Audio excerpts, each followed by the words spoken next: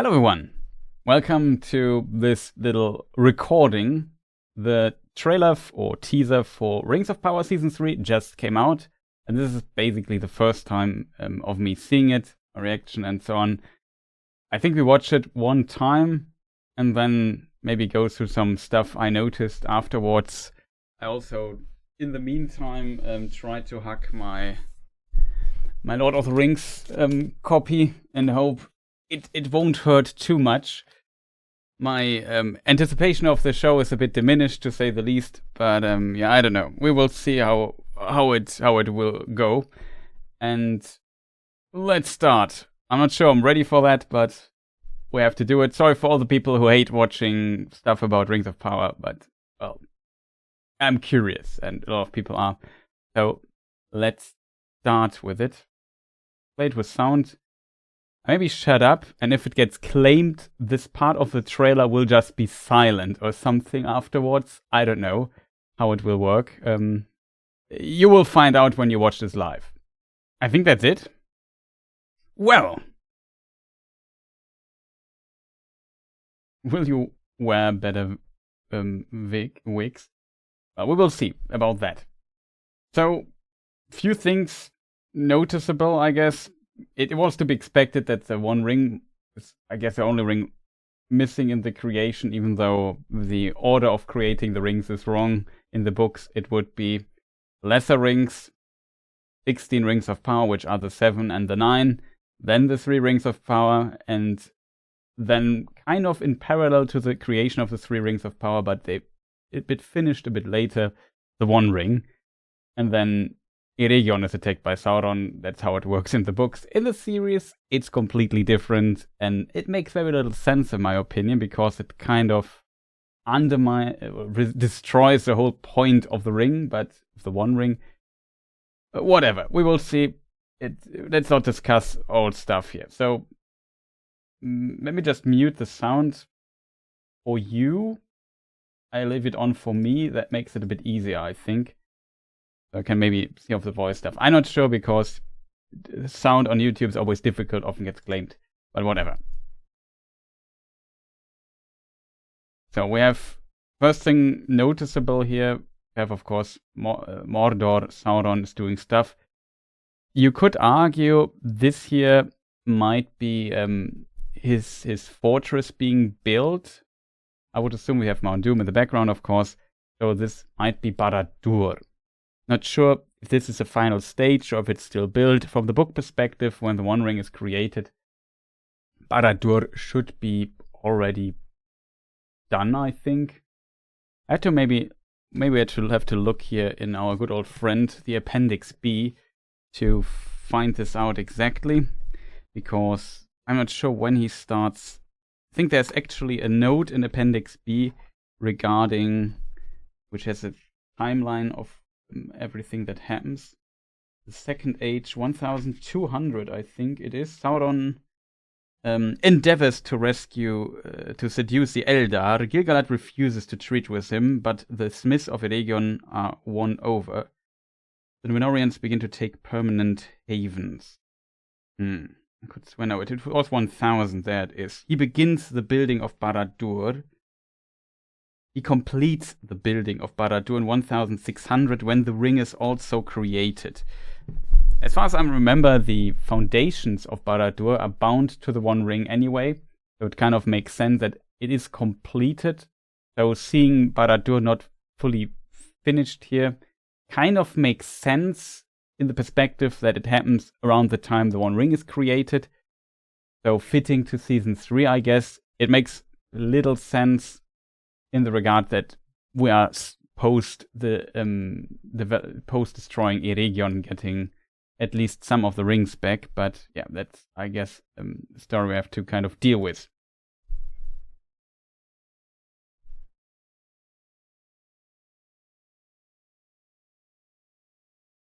So yeah, little bit of ring forging here in this context. We kind of, well, we potentially have to look into it, but I assume it's what is written on the ring, and here in the middle it will be cast. We see Galadriel dancing with, I assume, we learned it here later, that it's Celebrimbor. Celeborn. Wrong season. And we see a proto-Nazgul, as they are called. There was an article on Empire that already talks a little bit about all of this. That they want to show what they call, I think they called it a Nazgnagol or something like this. Because the Nazgul translated ring race, and they're not race yet. They are still human, it seems. They wear the rings of power. It's a bit difficult, in my opinion, to fully grasp the idea, and I guess we have to wait for how it plays out here in the season 3, because it was kind of clear when they make a show about the Second Age and the creating of the rings that the creation of the Nazgul will be also a topic in this. In the timeline, the One Ring is forged 1600 roundabout in the Second Age, and I think the first appearance of the Nazgul is 2251, so quite a bit later. The timeline is compressed a lot, as you can see here. And what is interesting in this regard is a quote from the Silmarillion. I'm not sure how it looks when it comes to the right situation there, but it's always interesting to read it. My little copy of it. I'm not sure if I will find it. It's in the section called of the Rings of Power in the Third Age. And some pages in, we can kind of read that men are easier. It is page 346 in this version. Now, men proved easier to ensnare. Those who used the 9 rings became mighty in their day. Kings, sorcerers, and warriors of old. They obtained glory and great wealth, yet it turned to their undoing. They had, as it seemed, unending life, yet life became unendurable to them. They could walk, if they would, unseen by all eyes in this world beneath the sun, and they could see things in worlds invisible to mortal men. But too often they beheld only the phantoms and delusions of Sauron. And now comes a very important point. One by one, sooner or later, according to their native strengths and to the good or evil of their wills in the beginning, they fell under the thraldom of the ring that they bore and under the domination of the one, which was Sauron's. That's kind of the description written by Tolkien, or maybe edited by Christopher Tolkien then, and published in the published Silmarillion. And what is interesting here is the notion that Tolkien talks about the good or evil in their will. So it is possible, and I think that is, in my opinion, a very important point about the corruption through the rings, is that it is a very slow process. Potentially, I would assume Sauron planned it as such, that it is a very slow process. And it also indicates that there might have been some goodwill among the Nazgul, but also there might be some evil among them, or a mixture of both. Who knows? But they were given to men. We only know from one note that it's speculated that 3 of them were Numenorians, and we know that from this other book that we have here, Unfinished Tales, there is a Nazgul called, one of the Nazgul is called Kamul in one version, the Shadow of the East. And then there's also another version where it's not called Kamul anymore, but a Nazgul called the Black Easterling. Though this Nazgul does basically the same as Kamul, so people assume that both are the same and that Kamul is an Easterling. That is pretty much the only information we have about them. Everything else is kind of a mystery. There's some other debate you could, for example, make. We had the Shadow of Mordor and Shadow of War games, and there in the DLC we had also fan fiction, basically made up stories who the Nazgul once were, and in the DLC we had 2 female Nazgul. That is kind of interesting, because in the ring verse that we find in Lord of the Rings, there is an interesting detail, if you think about it. Lord of the Rings, in the chapter Shadow of the Past, it should be, if I find it here very quick, it's hard to tell, but it has what is written on the rings. And the question is if I find it so fast, potentially not. But in this chapter, Shadow of the Past, there is the ring verse also in it.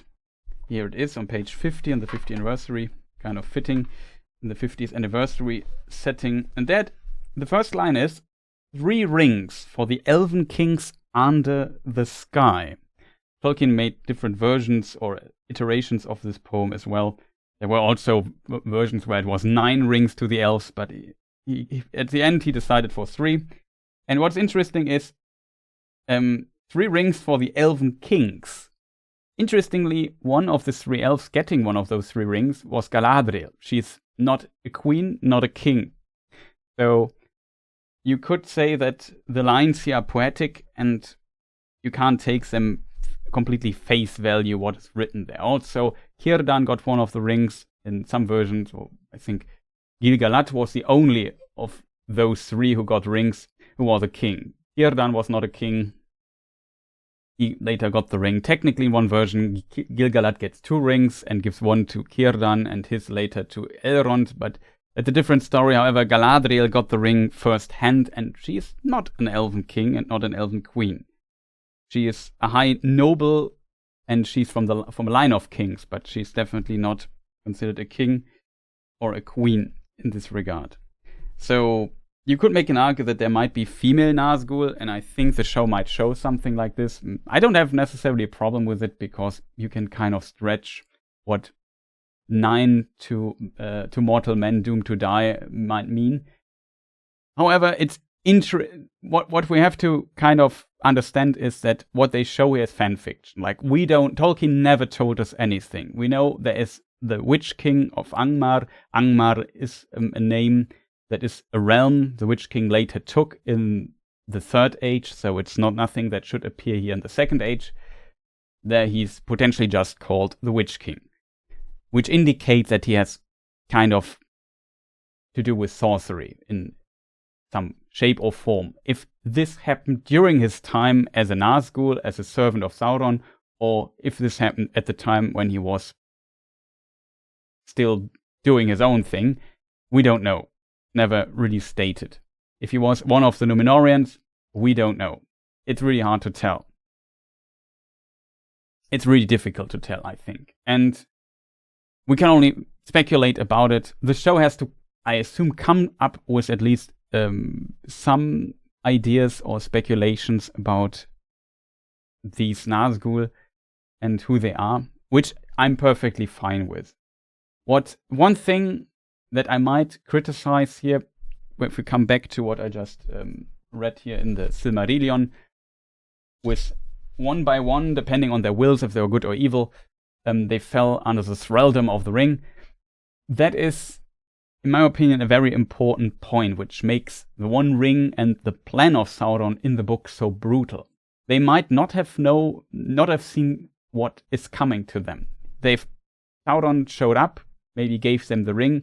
I would assume Sauron would give the ring to people who are already in a certain position. He would not give it to total nobodies that he finds somewhere at a farm or something. It would be strange. Maybe if he sees a potential in somebody becoming a powerful servant anyway, okay. But I would assume usually he goes for people that already he has a benefit getting them on their side. And he gives them the ring and says, here, I give you this ring. And he basically does the same thing he did with the elves before. Maybe in a disguise and saying, hey, I'm a good guy. I'm definitely not Sauron. Who knows? We don't know if Sauron revealed himself. But what Sauron, what the rings do, and what is important in this context, at this point, when Sauron gave those 9 rings, the One Ring already existed. All the rings were created in Eregion. The 3 rings were created in Eregion in secret by Celebrimbor and were his magnum opus. And he created them with one thing that the other rings did that their rings don't do. that these rings make you invisible. That is not true for these 3 rings of the elves, according to a letter of Tolkien, which is to Milton Waldman is the letter. I'm not sure. It's 153, 133. I'm very bad with numbers. But it's a letter from 1953, I think, to 1950s, to Milton Waldman's very famous letter. And interestingly, there Tolkien describes that the rings that were created under the observation of Sauron while he was as Anatar in Eregion, those rings made the wearers invisible and made them seen the unseen, as it's called, the basically race world, the unseen world in Tolkien's universe. There's a physical part of the world and an unseen part. And the 3 rings of Celebrimbor did not have this ability. Then Sauron creates the ring, and the Eregion people, the elves there, notice that, oh no, if we keep those rings and use them, all the 19 rings by then, the 9, the 3, and the 7, plus potentially even the lesser rings, we will be under the control of this master ring. So we have to take the rings off. And they had the strength to do this. They had not the strength to destroy the rings afterwards. So Sauron's plan failed there, and he was angry. And then he attacked Eregion, so that the elves would not have the rings and take them away from them, in which he succeeded. And then he made a huge war on Eregion and so on. That is how the story in the books works. They make so much more sense there. There's, of course, different iterations of a lot of details in the story, who was where at what time. Especially Galadriel and Celeborn got moved around quite a bit. But Celebrimbor always was kind of part of Eregion. And in this context, when Sauron gets those rings back, he has unfortunately a confrontation with Numenor, which we might also see in the series, and has to escape. However, he did so much damage to the elves and all people living in this part of Middle Earth that he had a really good position, even though he got defeated. And now he had the rings. And what he now did was taking the rings and giving them to the dwarves and giving them to men. In this time, this must have happened because in their origin, all the rings of power were elven rings. They were supposed to be for the elves. There's one exception that is a hint that the dwarves believe that at the time the rings were created, as a gift, Celebrimbor gave one of the rings, the ring of Durin, to King Durin at the time in Khazad-dûm. It's not clear if that is true or not, but that is what the dwarves say. It's an interesting point that they do this, because due to this, they kind of say that the dwarves of the House of Durin were not later contacted by Sauron, and he gave them the ring. So basically they knew about Sauron and all the damage he did, they forgot about and say, yeah, well, there's this guy giving us a ring, well, we just trust him, forget what happened in the past. So it makes sense in a way that they got the ring from Celebrimbor, if they were honest. If not, then you could also spin the story around. I kind of like that Tolkien leaves this a little bit open and says, well, the dwarves believe this, if it's true or not, well, nobody knows. However, in the series, clearly it is depicted completely different than that. So what Sauron now does is waiting. Let just time pass a bit and people will forget, generations forget. Under men, he becomes a legend after 100 years. He has all the time in the world. And that's basically what he does there. And he gives the ring to 9 mortal men, which we don't know who they were. 3 were Numenorians. My suggestion is always, because we know that Sauron was never to Numenor before. It would make very little sense, in my opinion. So to meet Numenorians, he has to meet them in Middle-earth, because the Numenorians expand and have settlements in Middle-earth. Lond Dyer is an example, but also they control the havens of Umbar. So this is relatively close to Mordor. Now, close is maybe a stretch, but closer than other regions, I would assume. And so maybe there he has contact with some of the Numenorean lords and gives them their ring. And even if they had potentially still goodwill and were faithful to the Numenorean goals, he promised them a ring that makes them more powerful. And this kind of what, as I just read at the beginning ages ago by now, here in the book, I have to find the thing here again. Will be always difficult, but basically, men proved easier to ensnare. Those who used the 9 rings became mighty in their day. So it worked. The rings definitely work. They enhance their abilities, even the ability to get invisible and see things unseen. Like we can read how Frodo when he used the One Ring and carried it around during the Lord of the Rings, that also Galadriel comments on that he understands things suddenly better than even some who would call themselves wise would. And he can see things that others don't see, like the ring Nenya on her hand. Sam couldn't see the ring, Frodo could see it. And he said that his eyes became keener through the ring and so on and so forth. So it definitely enhances some of your abilities, your perception, makes you stronger. And even the dwarves report, though the dwarves are mostly almost immune to many effects of these rings, the dwarves also reported that the ring can also generate a lot of wealth, but it needs gold to breed gold. Some quotes like this also exist in the appendices. And as a result, those rings, you can definitely see that those magical rings definitely do their magic. They work. But Sauron potentially did never tell what the price is. And that is a very important point. And I said at the beginning, my worry and my critique, I'm not sure if it's critique here the right point, it's just a teaser, we haven't seen anything. But my worry is a bit that they kind of fail to portray this devastating and terrible process of doing something good, getting a ring that makes you maybe more powerful and become, as we can read here, it's not clear if they become kings, sorcerers, and warriors of old, or if they were already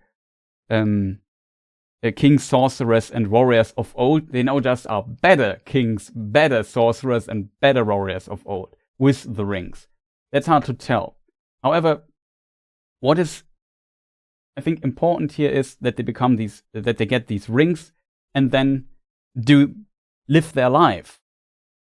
It's not like this process in the books we could assume will take centuries.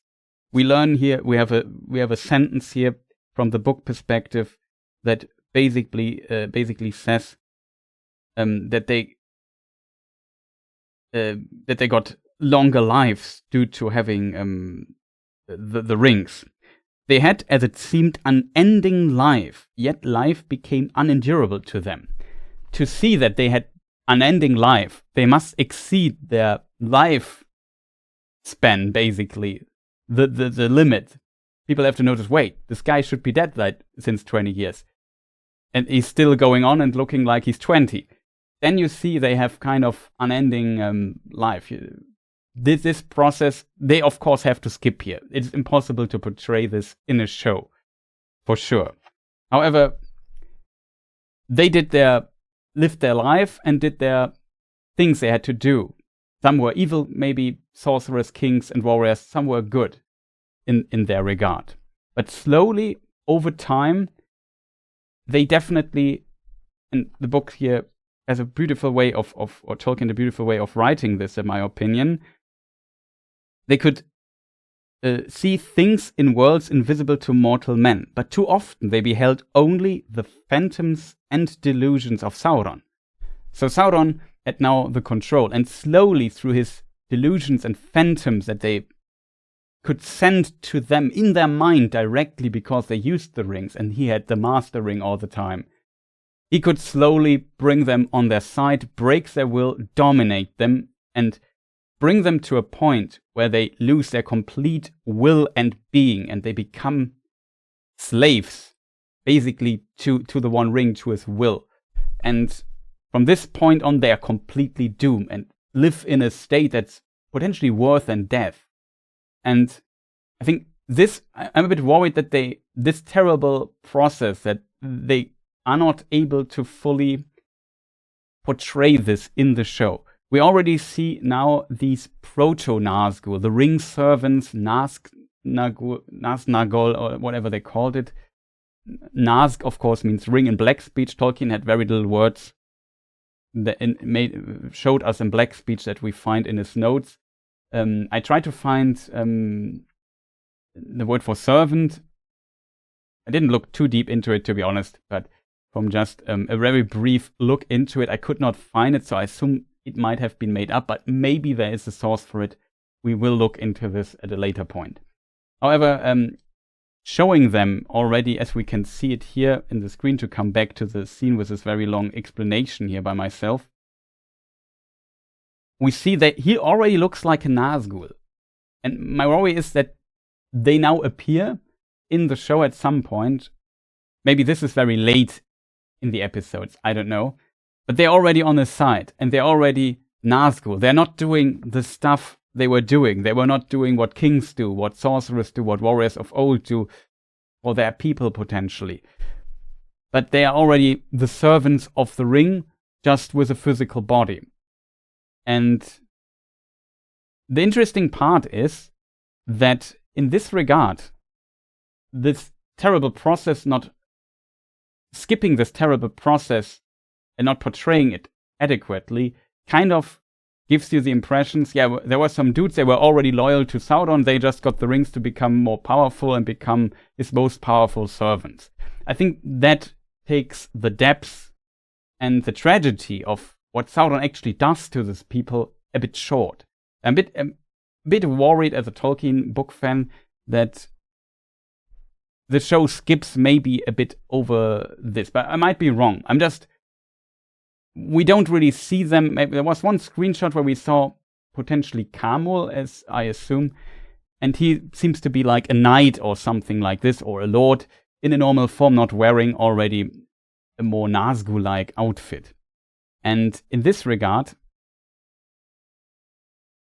that would maybe work if they slowly work this through the season. I personally would have wished that those characters would have been established much earlier, so they have more screen time to kind of portray so many different characters. I'm not even sure if they will show us all 9 Nazgul and how they come into being, or 6 Nazgul, I would assume, because 3 are Númenóreans, and I think the show will stick to that number, so that when Sauron potentially later has more to do with Númenor, then we might also see who gets the last 3 rings or something like that. I could imagine that the show does something like that. Who knows? However, there was now a very, very long explanation for how the rings work, and why I think showing them already as some kind of proto-Nazgul is kind of maybe missing the point a little bit of how these rings work. I'm not sure if I could really portray my thought here adequately, but later I might do a more specific video on this or something like this, or we might also later have a live stream where we discuss this in more detail. But yeah, that was now a very long section in the video, but a lot of thoughts already on this when the first images dropped. That's another scene here. We see that Galadriel and Arondir, I think, have like an orc prisoner. And what I heard is they kind of befriend or something like this. We see later a scene where Arondir, I think, talks to an orc, which is rare. I kind of find the idea interesting in this regard, because it makes an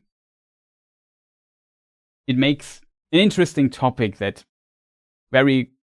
characters that are very different, or species that are, in a way, different species that are very different people that are enemies and have very different fates, so to say, that they kind of become friends or work together in a way that's sometimes an interesting topic. Tolkien, I guess, in this context, does not explore it when it comes to elf and orcs, because, the nature of orcs is just too evil too different for this to work. I mean, the idea is still there. We see it in the in the relationship between Gimli and Legolas, who at the beginning don't like each other, but especially in the films, but then start to grow in their friendship and so on. So it is a topic in Tolkien's universe. I'm not 100% sure if I think that's realistic, to be honest, that they take an orc as prisoner and they kind of become friends or something. I don't know. We will see what has to happen here. One has to think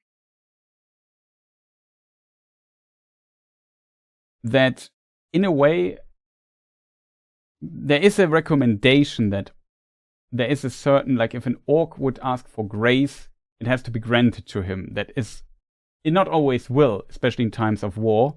There's a in the History of Middle-earth book, a very interesting text, History of Middle-earth book, Morgoth's Ring. It's the 10th book of the History of Middle-earth books, and that's pretty interesting to read. I think it's in Laws and Customs, if I remember correctly.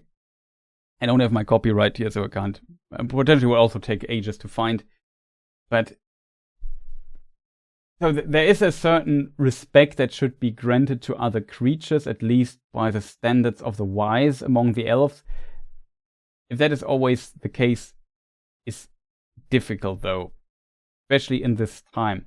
The Second Age is a difficult time for the elves, because due to the massive war among Sauron and the elves and the destruction of Eregion and bringing them basically to the basically almost to the defeat of the elves, it's hard to imagine that this might happen in these specific times. But if this is a topic they want to explore, they can go for it, even though I think realistic, it's not fully realistic.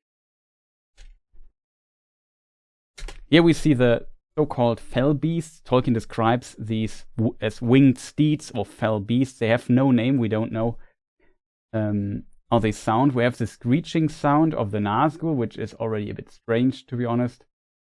Like the screeching stuff. I mean, it's classic, it's Nazgul or proto-Nazgul. But it feels always a bit supernatural in a way. And I find we already talked about the Nazgul quite a bit, and what I think there might be a trap there, or there's a worry simply about how they portray them. And this here goes, well, it's basically, we need Nazgul. We know they are not technically Nazgul yet because they were not transformed into race yet, which is a slow process and is basically the end after their life is basically over and they're under the will of the One. At some point, they become phantoms. They stay invisible forever. But as I said, it's a slow process. So having thanks for the hint. Camera's just crashing here. So in this regard, the winged steeds is already, I don't know, a step. Yeah, it's kind of possible, but it feels for me a bit too far. I don't know. This is, in my opinion, a bit too much of, we need these Lord of the Rings vibes, a bit too much fan service. I would find it cooler if the ringed steed and the Nazgul is a thing for later. We don't know much about the Nazgul in the Second Age. We know they appear. We can see it in Appendix B. I think it's the year 2251, as said, when they first appear. What they do in this time, we don't know, as Tolkien didn't write anything really, as far as I'm aware of, about this particular time and the Nazgul. We only hear about them in the Third Age, where they become more prominent. And maybe it's a dragon, and I misinterpret it, but showing at night a winged steed hearing the Nazgul sound in the background, well, that's potentially what they are going for. Like I said, the term fell beast or winged steed are just descriptions of them. What the creatures actually called, if they had any name, we don't know. There's no official name for them.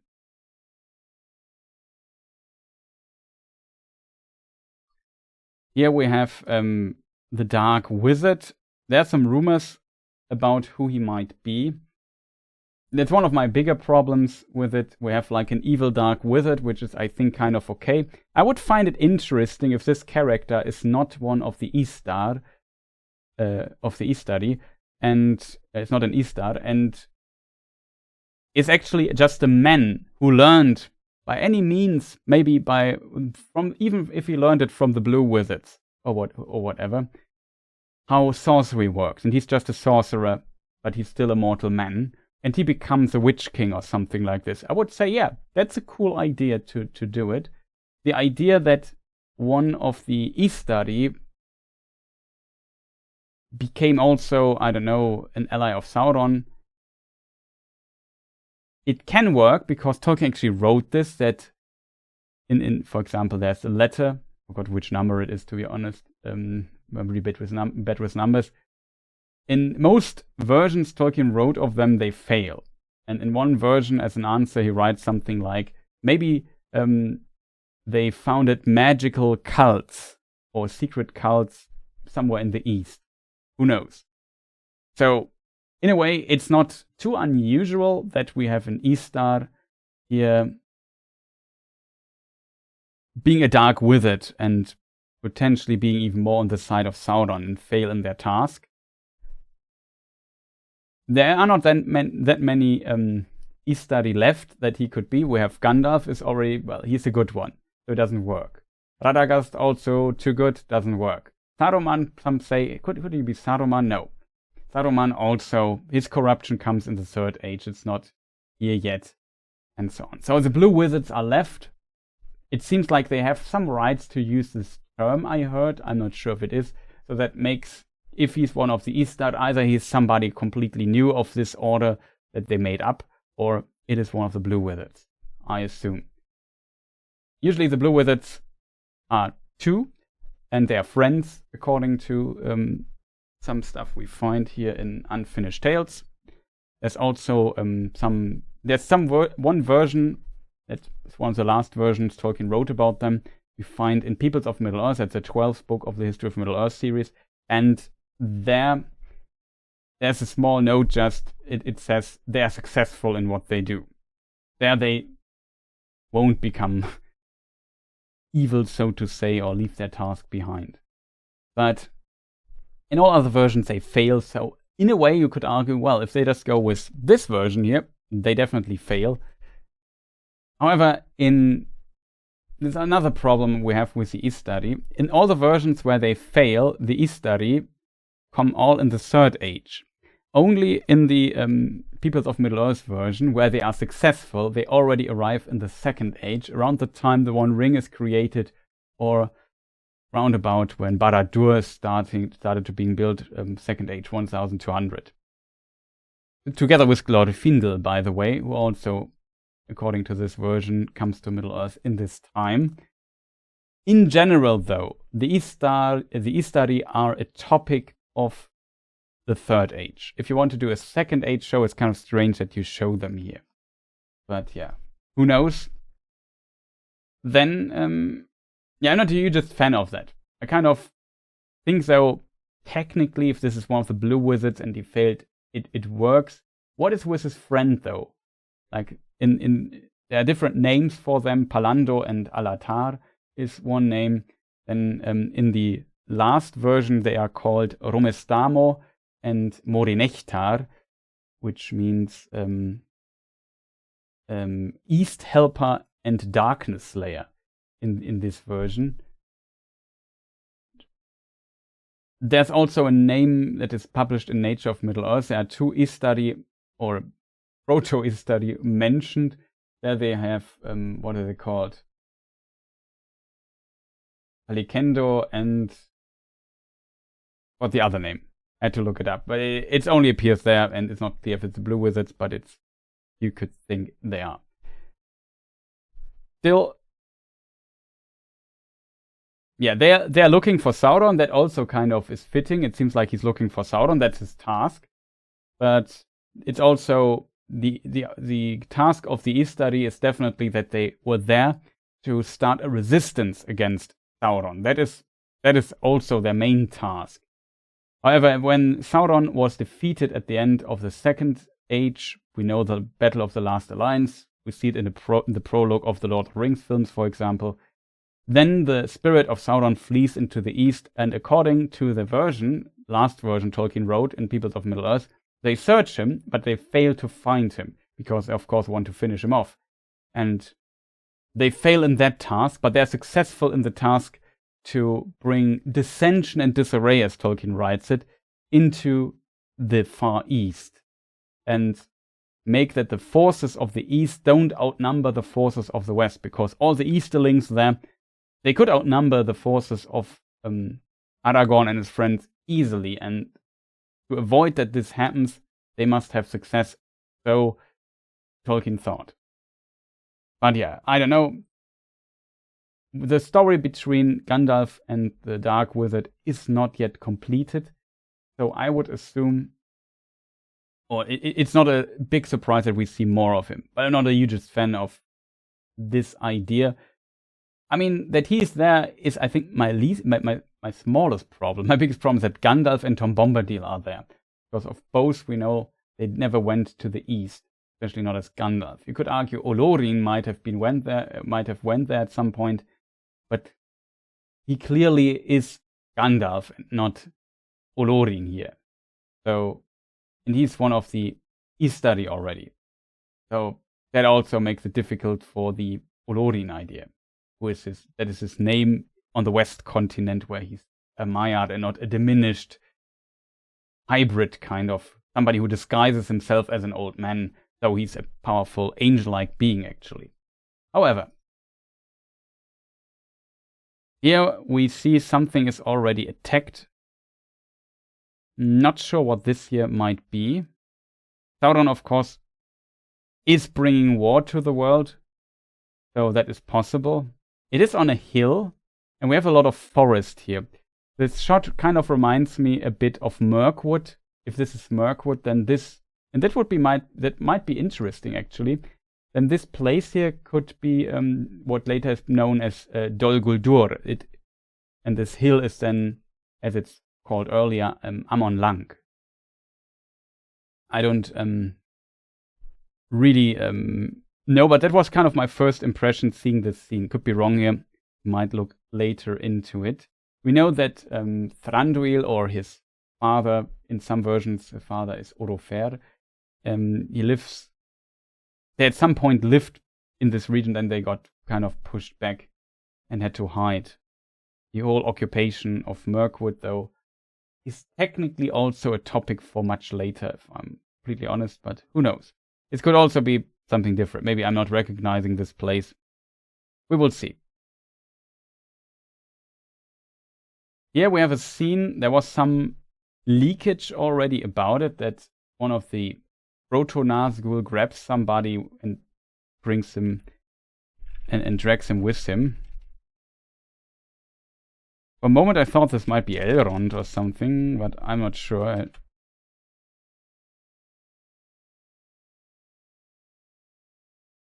Interesting, here we see, I would assume, another fell beast. This might be in Mordor or something.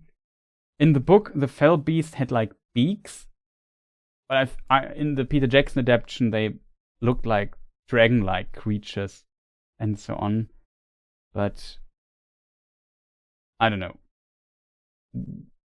Don't worry too much about a detail like this. They often show that they want to kind of connect a little bit with what Peter Jackson did in his films. It's difficult to get out of this portrayal because the films are so loved by so many people and so well known that going kind of against it design-wise always feels a bit strange in a way. But yeah.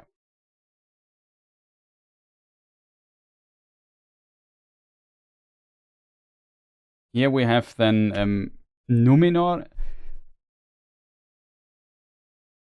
I would assume. might be a new location. We know that in theory we still have to see Anarion, that is the brother of Isildur. Elendil had 2 sons, no daughter as far as we know. And yeah, one is Isildur, that we know also from the films, and also a brother Anarion. And he was already teased a few times. We might see him here. This is maybe another location in Numenor where maybe he lives. Who knows?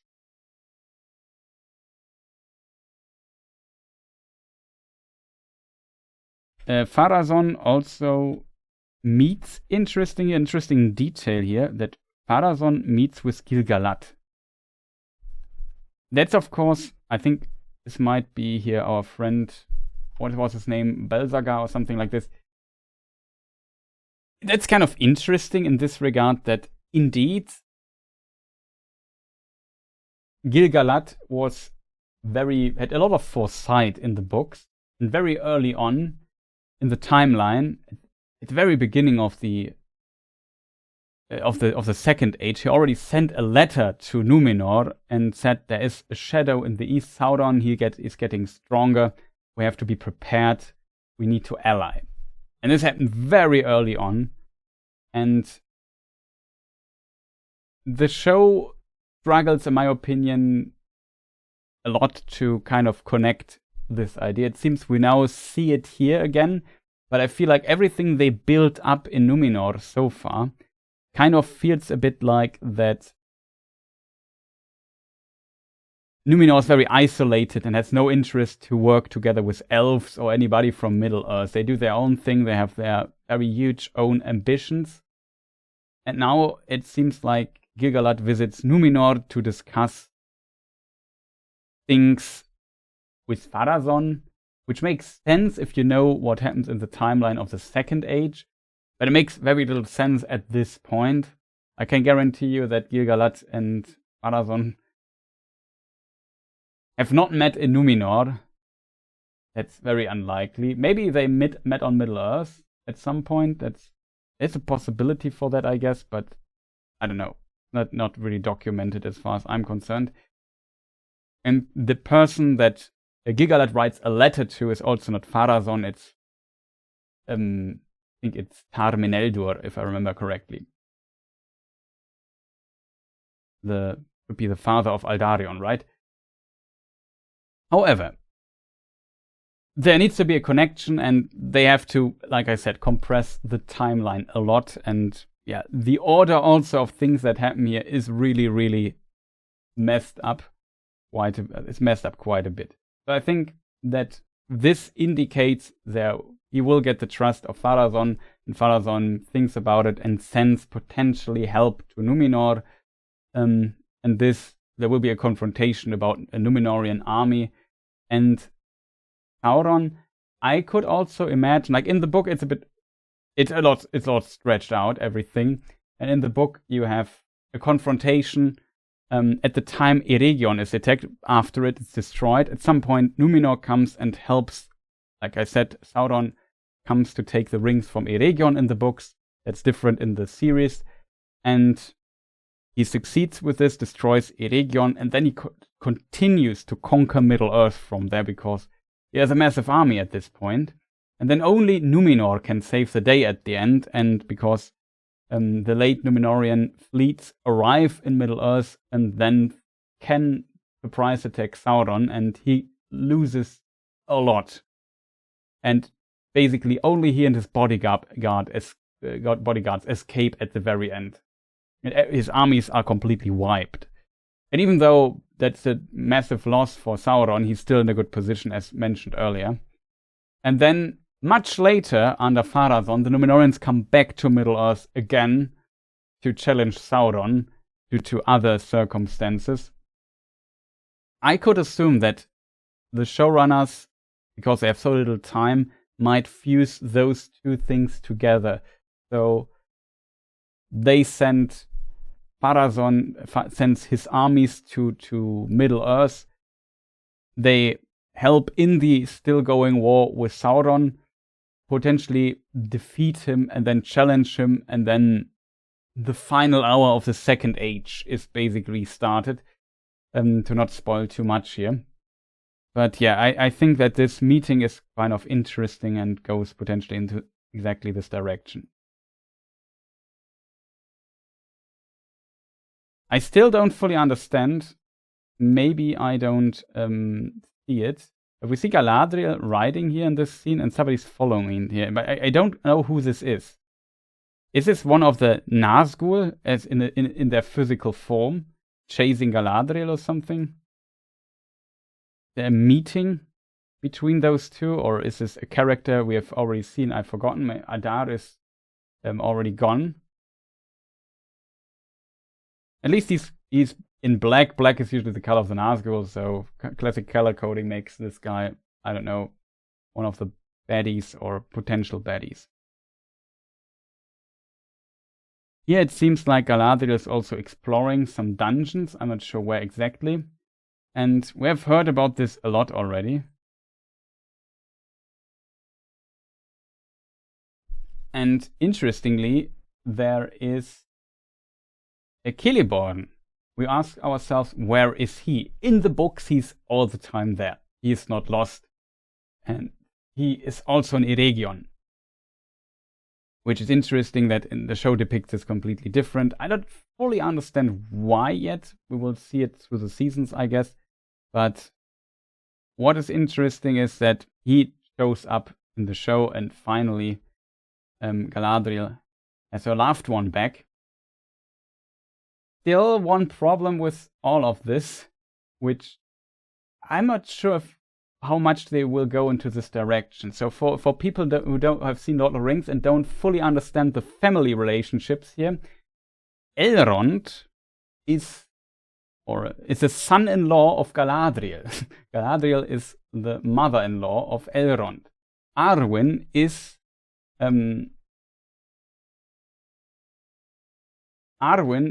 the child of Elrond and Galadriel's daughter, Celebrian, which we haven't seen yet. It would be so weird if, I'm not sure if Celebrian already exists or not in the universe of the show, if they will show them at all. But it would be weird if she's born and good old Elrond, who is already quite there for some time, marries her later or whatever, or falls in love with her. Yeah, granddaughter was the word I'm looking for. Arwen's the granddaughter of Galadriel. So that would be kind of weird in my opinion, because in the book, Elrond is only 350 years roundabout younger than Celebrian, older than Celebrian. For Elven standards, that not that much, and I think he only meets her and falls in love with her much later when she's far over almost 2,000, no, not 2,000, 1,000, 200, 300 years, 400 years, yeah, 1,400 years, I think, if I calculated correctly. So they have both lived for quite some time already. That works a bit better in the books timeline-wise, and they only marry in the third age anyway, so when both are far over 3,000 years old, well, something like that. In this regard, that we see the husband of Galadriel, Celeborn, now here in the show. Good that we finally see him and all the mystery is kind of resolved. I have no idea. Like, that's also a worry of mine. I can't imagine that, seeing how the show for the first 2 seasons has worked, and I often criticize the writing of the show, and I often criticize the structure of the show. I often think it's not very elegant in how it tells certain things. My worry is a bit that the writers have to come up with an explanation where Celeborn was all the time. And I have a bad feeling that they come up with a really stupid explanation. So be prepared for that. Okay, we see an army here. Okay, that's kind of interesting. I'm not sure where he yet is. Do you think this is still Numenor, or are they on Middle-earth yet? Because I can't fully recognize the character standing here. This is clearly Elendil. Maybe this is Anarion? Or is this Elrond? And they are, I don't know. There are two explanations. Like, it doesn't fully look like Numenor, if I'm honest. It looks more like Middle-earth. If that is the case, then maybe this is the army that Numenor sends to help out the elves. And maybe also our friend Elendil has to fight a little bit for it. And of course he's an elf friend. And as a result, he wants to help and maybe leads an army or something. Has to maybe... It's hard to tell how they resolve all the stuff there. But two explanations for it. I have to admit though, the army here looks very mixed. It looks, from my perspective, but maybe I'm wrong. There's also the blue banners everywhere. So, I don't know. We will see. Oh, this is another interesting scene. It seems like we have Durin and his wife Disa, and we see two children here, which we have seen before. So there will be a 5-year time skip, and according to some panel information, I think it seems they are teenagers now, so they might now appear in the show as teenagers, which is kind of interesting, I think. So we have here potentially the two daughters or the two children of Durin and Disa here at this point. What they are doing, we see the mountains, potentially misty mountains in the background, not sure where they're going, but yeah, it will be interesting to see what's going on in Khazad-dûm. The dwarven part, for the most part, worked quite well for me, with some exceptions. Season 2 was a bit weaker in this regard, and I think a lot of elements there made very little sense, but we will see. If you have Elrond, haven't heard and seen not much about him in this time. Here we have one of the Nazgûl. We can't see his face here. Around with the orcs. Not sure what's going on. And here's an interesting scene. We see potentially now King Durin. Yet again, Durin IV versus Durin III. And two Nazgûl, Proto-Nazgûl or servants or whatever they are called. And what is interesting in this regard, that this meeting must have happened for real. Not with Durin IV, because usually between the Durin there are thousands of years. I still don't know why he is also Durin and his father is Durin. Because Tolkien had several ideas for how the Durins work, but in the most common idea, especially that is written in the appendices of The Lord of the Rings, we know that a Durin is kind of a Durin reborn. There's also some weird reincarnation. The idea that a Durin possesses his old body again and becomes king again, something like that. But that's a weird version. But however, the version in The Lord of the Rings is that Durins are reborn. So it's always strange that we see another Durin here. The interesting thing though is that at some point, like from the book perspective, the Sauron, as said, attacked Eregion and got all his rings, except for the 3. The 3 Celebrimbor was able to hide. 1 he gave to Galadriel, 2 to Gil-galad, or 1 to Gil-galad and 1 to Círdan. It's not 100% clear. And in this regard, at some point after all the Eregion story happened, and Eregion was destroyed, and he had to turn back, he waited for some time, and then after nobody could remember what happened, and it was legends of old, he came back and gifted the rings to 6 or maybe 7 dwarf lords and to 9 men doomed to die. As a result, the dwarves need to be contacted by Sauron in some form. Durin, according to Lord of the Rings and what the dwarf said, we had this also earlier, had basically there's a possibility that he already got his ring from Celebrimbor, which we also see in the show, but also there, the Durin gets all the rings and he shares the rings with other dwarf lords. That's how it's portrayed in the show, and So the idea of giving the dwarves the rings to Sauron and a meeting between servants of Sauron and Durin so far is not really needed, especially when it comes to the House of Durin. It would be interesting if they search contact with other houses of Durin in this regard, but that's not what we see. Interestingly, we know that a dark figure contacted the dwarves in Erebor in, I think it's also written, if I remember correctly, in the Lord of the Rings book. That is what Gimli says at the Council of Elrond. That's actually the reason why Gimli comes to Rivendell to report this. And so in a regard, it's kind of interesting that they show this. Not sure where they're going with this.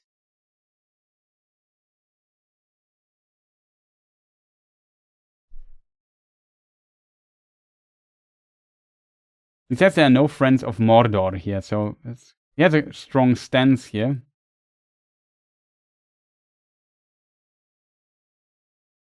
Can't fully recognize who these two are. First I would have thought, is this Elendil? No, I think it's not. But we'll see. Then we have the Oliphant. Oliphants are not in the east. Oliphants are from the south. So the so-called Haradrim. And what is interesting in this context, that we see them here. So will we see Harad, or will they just be moved to the east or something? I have no idea. I would have wished that we would have already seen more of the far south, Harad and the Haradrim and so on, and especially Umbar. That might be an interesting place. They never showed it. I had so much hope for this place when they announced the show that we might see a lot of Umbar. It would fit so well. And it's such an important point in this far off land that we know so little about. And they never did anything with it. So maybe we get something to do with this. Looks a bit different than we know, but I mean, they are popular. They definitely existed, I guess, also in earlier times. Difficult to tell.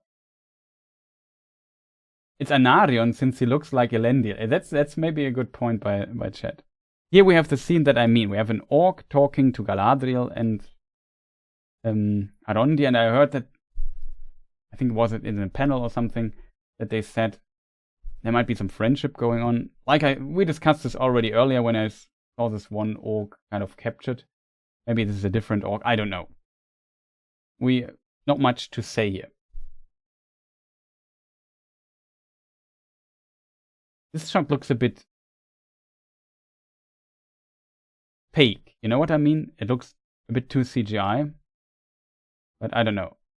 Definitely no. Like the other stuff looked perfectly fine. This shot here looks a little bit, I don't know, like too much CGI stuff. Oh, that's another interesting little shot here. We see this here. It's also kind of a worry. You know this place. Maybe it looks rainy or cold, but the shape of these towers and so on give me distant vibes of Minas Morgul, which is of course a home of the Witch King in the late Third Age. But what is important to understand there, it is definitely not earlier. Like in the Second Age, it doesn't exist. There is later at the end of the Second Age, after the Numenor storyline, Gondor and Arnor are found. And they built Minas Tirith, which is called Minas Anor at this time, the Tower of the Sun. Then on the other side, close to Mordor, they also built another tower or city, which is called Minas Ithil. And very late in the Third Age, after the story of the War of Angmar and so on, Minas Ithil is conquered by the Witch King and taken for himself and becomes his realm, his place, and then is known as Minas Morgul, the city of, the Tower of Dark Sorcery, something like that. Minas Ithil means then Tower of the Moon, and Minas Anor, Tower of the Sun, and when Minas Ithil is gone, Minas Anor is renamed in Minas Tirith, which is Tower of the Watch, because now the Tower of the Sun watches over Minas Morgul, kind of. In the middle between both is Osgiliath, the old capital of Gondor, by the way, which we also see briefly in the Lord of the Rings film, but completely destroyed and ruined and deserted. Only Gondor and orcs fight over it. There we have him, Celebrimbor, I think. He makes kind of a good point, says the Dark Lord, we have to stop him, which is a good point by him. And we had all this Galadriel things going on in the past seasons. And often also weird decisions by the others. I don't know, was always a bit difficult. But we will see. I just hope that things that characters say make a little bit more sense in future seasons would be great. It's kind of interesting. I have to skip back a little bit. So we have the blue banners here back. We have Gil-galad here to his next. So this is in Middle-earth. We have Pharazôn here. Interesting helmet design, which I find kind of cool. We know there is a illustration of the helmet of the Númenórean, of the Gondorian crown and kings, and it looks a bit like this. So that's actually an interesting design. Might have to look later a bit more into it. We know that the idea of the Gondorian crown is also from this Númenórean helmet. Kind of an interesting detail, I think. Tolkien also mentioned that something that the pharaohs in Egypt wore is kind of similar to that.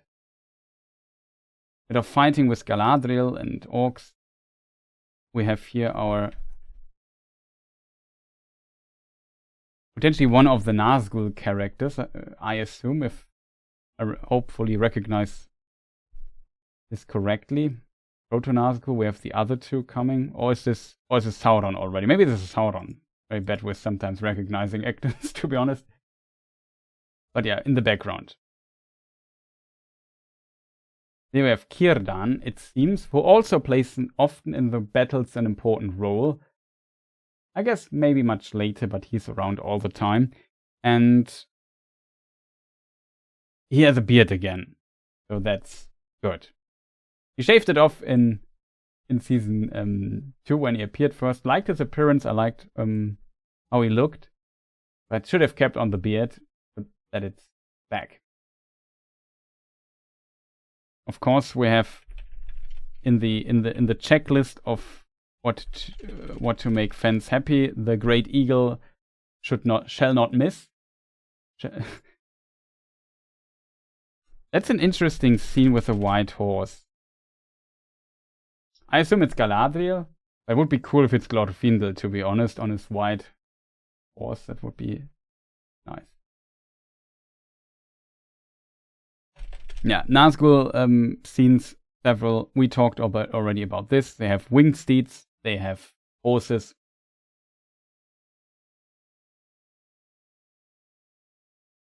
And here we have the creation of the One Ring, I assume.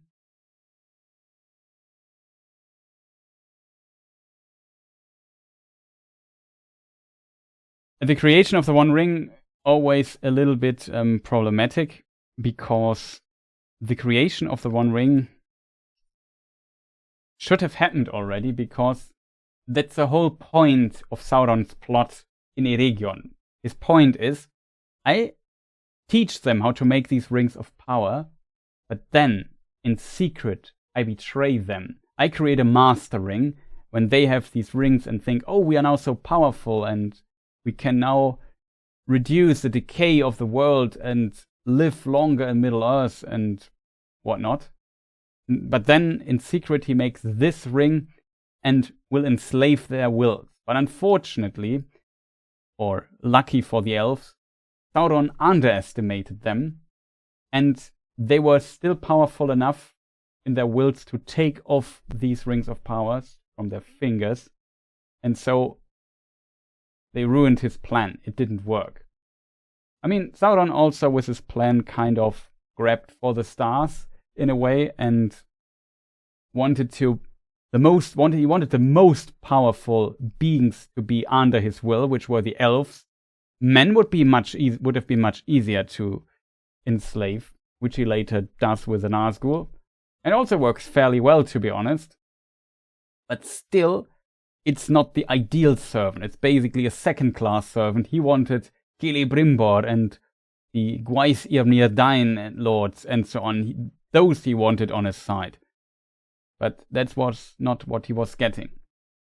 So, what is now... And I think this is my biggest criticism for the show, that they changed the order where things are created and the purpose of why things were created. The whole point of the Rings of Power in this show is that they can be, or not the show, the books, is that those, or the person who has the One Ring controls them. It's kind of a backdoor. It's a secret. They didn't know that they could be controlled. But Sauron knew. That was his plan all along. In the show, it seems he stumbles into the situation kind of randomly and comes up with a weird plan and so on. But the One Ring seems not to be on his mind at all. And now the elves don't have the rings anymore anyway. So, I don't know. And now he forges a ring to get 9 mortal men as his servants. Like, that would have been possible easier, to be honest. Like, the 9 rings to mortal men was always a plan B for Sauron. It was not his main purpose. And as a result, it gets a bit watered down. And now the Nazgul also, or the 9 men, don't have a chance anyway, because when he gives them the ring in the books, he already has the One Ring and all the power he needs to do this. So this doesn't fully work, in my opinion, and ruins a bit the point of the ring itself. So why does he now create this ring? To bring the other under his control? Yeah, potentially. I mean, he must create it to generate the danger.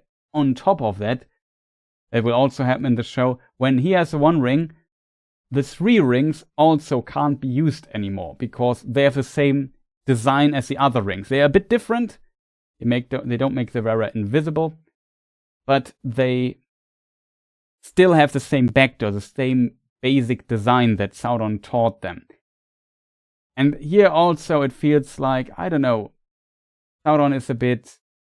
It's not his full plan. He has not fully thought this out. Well, in the book, it seems like Sauron had this plan from the beginning for thousands of years. He did so many things to pull through. And then when it didn't work, he was really angry about this. And then he had a good plan B, though, with attacking Eregion, getting the rings back, giving them to others who might become his servants. He also gives them to the dwarves. And the dwarves are immune to this. They are just so stubborn that not even Sauron can dominate them. That's the reason why the dwarves can still wear those rings. And Sauron hates it every second of it.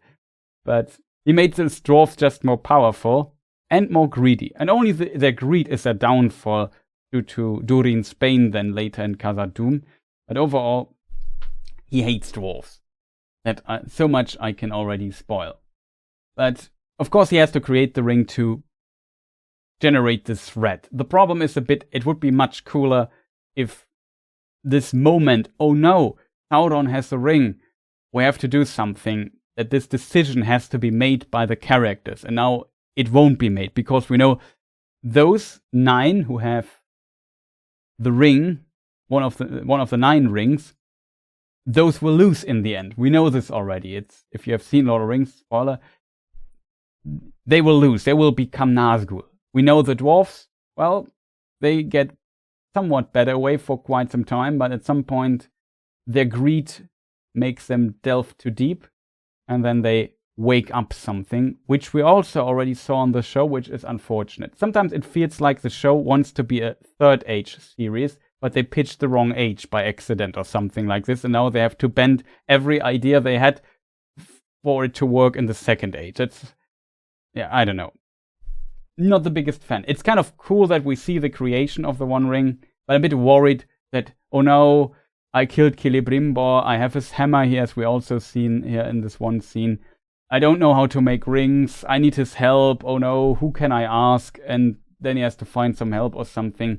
We have seen this idea already in Shadow of War and Shadow of Mordor, that Sauron needed help with creating the One Ring from Celebrimbor there. Like, that's a completely different story, but I always didn't like that, because then you make the creation of the ring, and Sauron, you diminish him in a way. Sauron is very smart, and he has all the knowledge. He is an entity that has lived since the existence of the universe. He is not some dude who just walks through the woods and comes up with a plan on random and has no idea what he's doing. He was taught by the Valar Aule, who's basically the god of smithing. He knows how to do stuff and create artifacts. He knows. He was the servant of Morgoth, the most Valar that was once called Melkor as Valar, who was more powerful than all the other together, and he learned quite a few of his dark secrets and so on. So Sauron is a powerful and mighty entity, and it doesn't look like this all the time in the show, which is a bit unfortunate. So I don't know, and this ring is now the masterpiece of Sauron. This is his masterpiece. While the three rings were the masterpiece of Celebrimbor, his magnum opus, the One Ring is the masterpiece of Sauron. That is what he worked for, brought so many sacrifices, had to endure in the books, in one version to be precise, the scorn of Galadriel, who always noticed, well, with this Anatar guy, something is wrong, I don't trust that guy. And he had to endure her scorn with outward patience, as Tolkien writes. And all of that, he had to diminish, had to take this form. And we know from the book Nature of Middle-earth that he couldn't change the form, because he had to stay in it to not make other distrust him, to not give any chance to failure to his plan. So much that when he wanted to recruit orcs somewhere, I don't know where it is exactly, but he wanted to recruit more orcs because in the background he needed to get armies. The orcs would laugh at him because they were not like he looked like an elf, or he looked too good. Like they would not fear him as they would fear the classic Sauron. And that we don't really see here, that for all of this he has worked and endured so much. He makes his magnum opus, and then at the end it feels in the show a little bit too random how he gets to this point. And I would not be surprised if the show kind of makes it, okay, I need some secret knowledge, I need to ask somebody or something. I don't know. Not the hugest fan of that idea. I mean, this little thing here, I can kind of live with this, that he still has the hammer of Feanor, which he got whatever from Celebrimbor in Eregion. But yeah.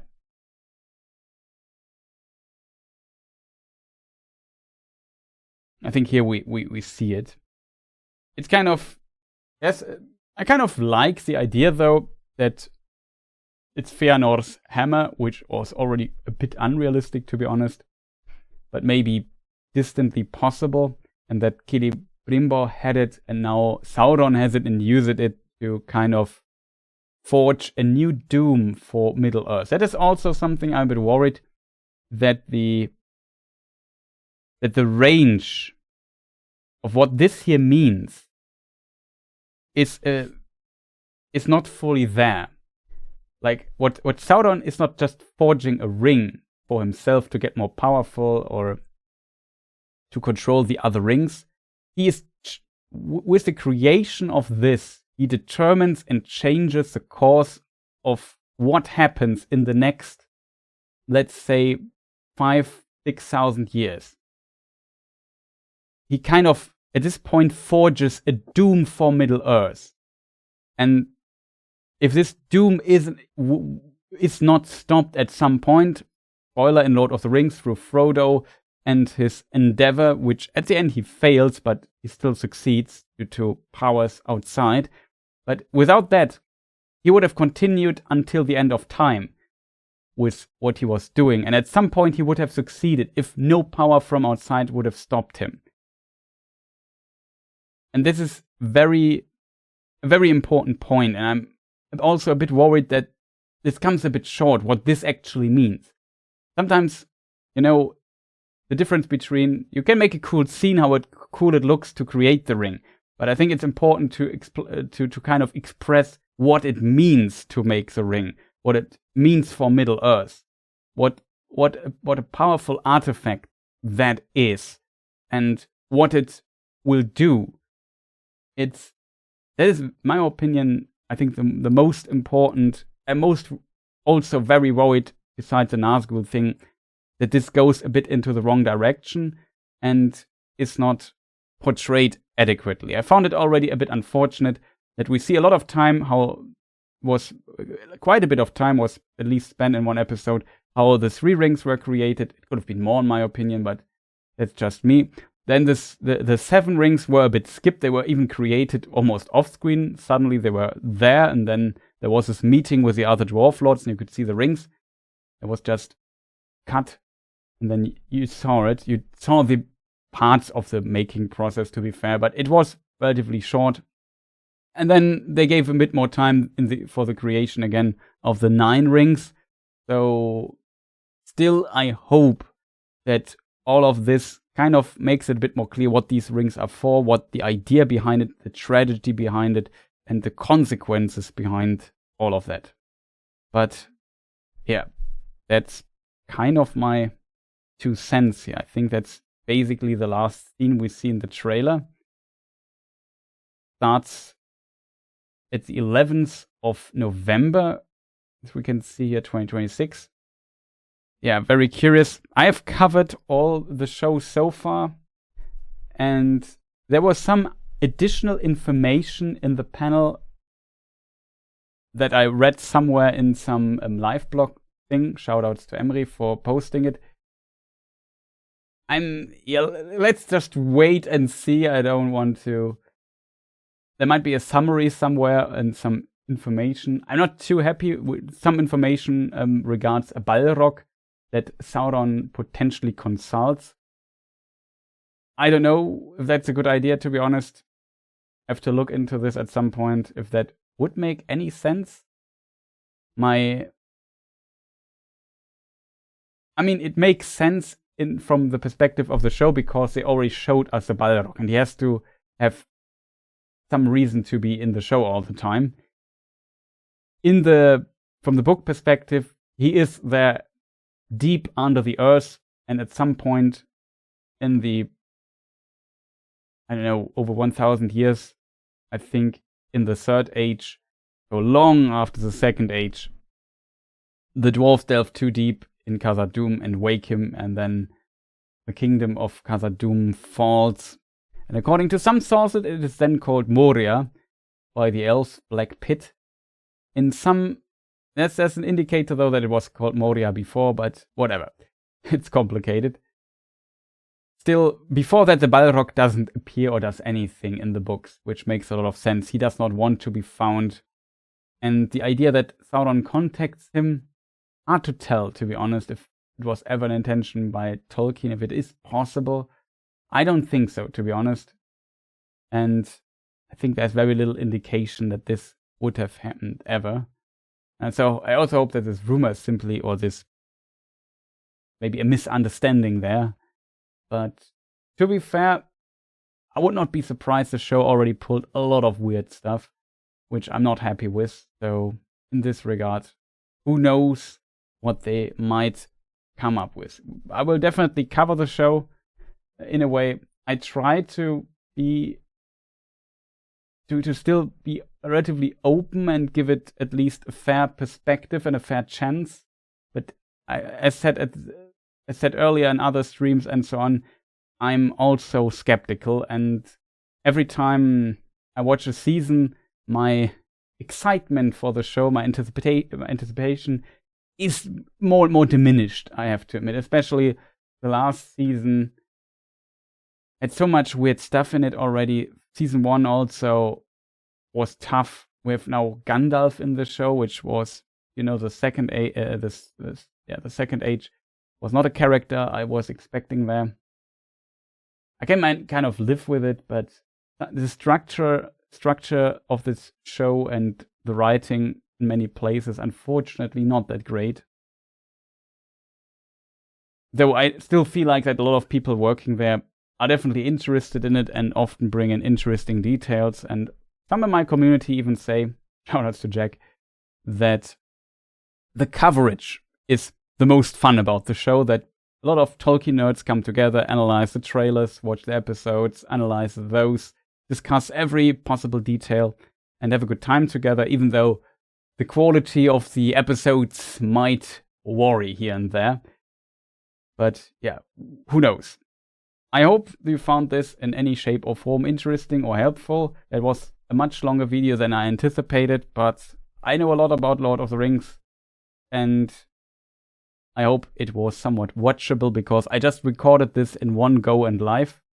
So all I can say, thank you people for watching, and potentially see you next time. In addition, shoutouts to all the supporters, and a huge thank you to all the supporters of a Patreon, channel memberships, and all the kinds of way, Patreon, Ko-fi, Twitch subs, and so on. Thank you so much for your support, even though we were a bit low on Tolkien content here in the past month or this year already. Doing a lot on the games channel currently and streaming a lot for the German community. So yeah, time is running fast and so on. But yeah, now with some news, it's always exciting to get some news. We had some other news recently with the Warhorse Studio Lord of the Rings game that was announced. That's kind of interesting as well. So when there are news, I will definitely pop up here again and also try to be more frequent again with more Tolkien content. Currently even working on a video in parallel that might come out pretty soon, I hope. And that's, I think, it. So again, thank you people for watching, and goodbye.